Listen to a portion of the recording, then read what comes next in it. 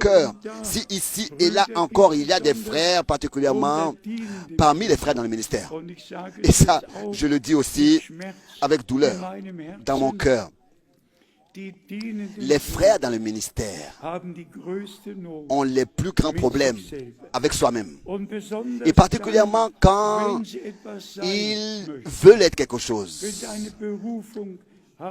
Ils veulent avoir un appel, comme frère Franck, aller de ville en ville, comme frère Franck, voyager. Non! Les propres avis, les propres opinions apparaissent là où les hommes n'ont pas encore reçu la pleine révélation de la parole de Dieu et de la volonté de Dieu. Soyez sincères. Est-ce que parmi nous, il y aurait ne serait-ce qu'un seul qui aurait un autre avis sur la parole de Dieu? Dites-moi en un seul point, dites-moi non. Les sentiments qui étaient en Christ doivent habiter en nous tous.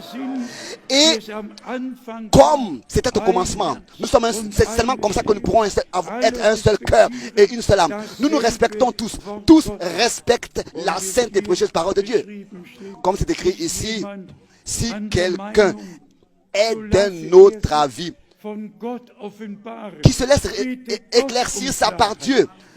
Demande à Dieu de t'éclaircir, de te donner la réponse par sa parole qui demeure éternellement.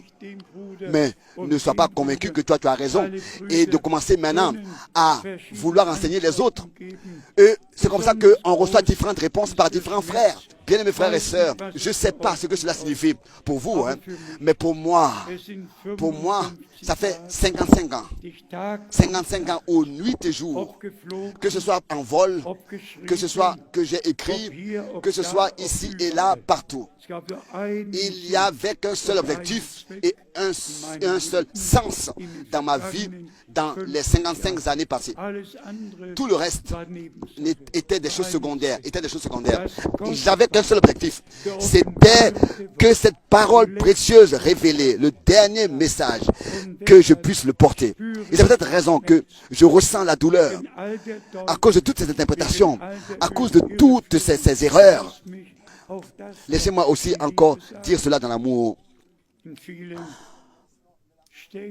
Dans beaucoup de villes, il y a plusieurs églises, plusieurs assemblées. J'ose dire que dans chaque ville, il doit y avoir qu'une seule église. Et je vous dis que réellement, il n'y en a qu'une seule qui est vraiment fondée dans l'église, dans la parole. Et qu'une seule qui croit comme les Écritures. Il peut en avoir plusieurs, mais je vous dis qu'il n'y en a qu'une seule qui est fondée vraiment dans l'Écriture et qui croit comme les Écritures. Même s'il y en a plusieurs, mais il n'y en a qu'une seule qui est véritable. Paul a adressé ses épîtres à Colossiens, en Éphésiens, seulement à une seule église. Il n'a pas écrit plusieurs épîtres à plusieurs églises dans Éphèse. Mais à Éphèse, une seule église. Une seule épître pour l'église.